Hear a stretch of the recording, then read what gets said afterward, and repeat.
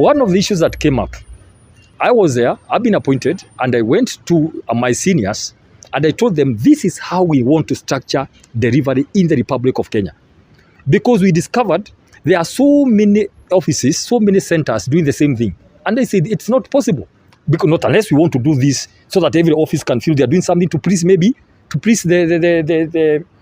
head of state. I said, can we help the president in a better way? Can we corrupt all these small things, like 5 or 6, into one?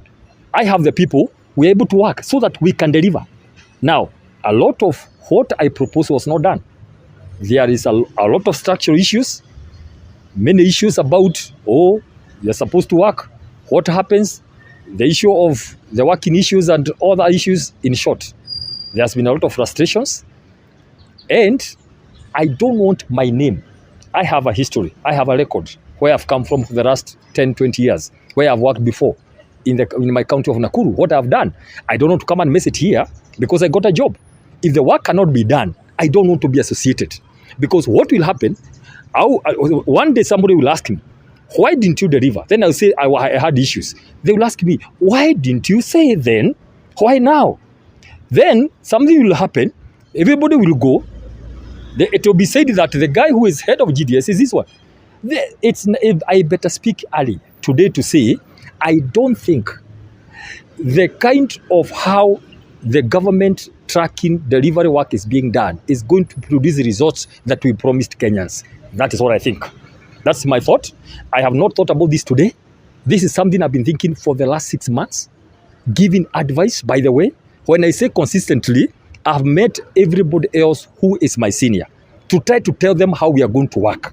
And since they announced my appointment in a big way, in a big rally where the president was, the then deputy president, everybody in Nakuru, and they said, we have given your somebody from your village here the work to help us as a country. I had to go back and tell the nation I am no longer there, so that nobody will stop me to ask me anything about this government. And if you try something genuinely, without the passion, it's not accepted, you don't fight. You just say, well, I'll just come in to help. If it's no longer possible, I'll just walk away. No, hakuna mabishano. There's no need of trouble. That's why I just said, it's okay.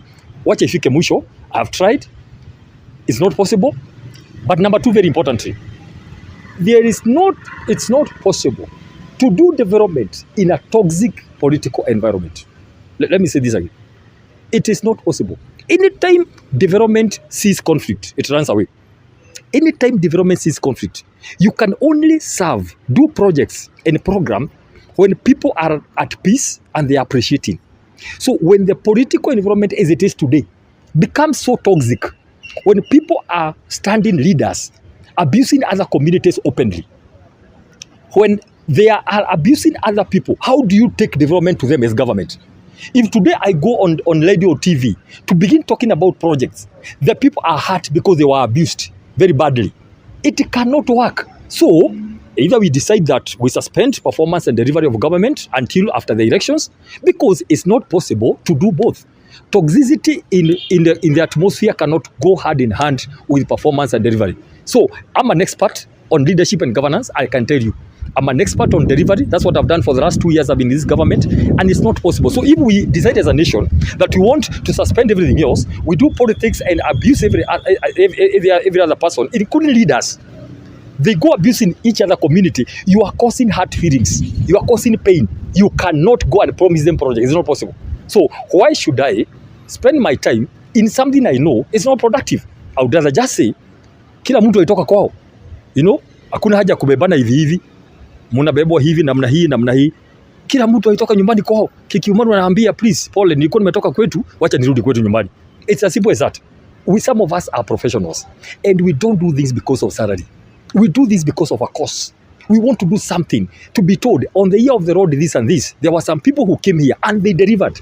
There is a big hue and cry about unfinished projects from government. Our work was supposed to go on the ground and look at what is being happening and make sure it happens.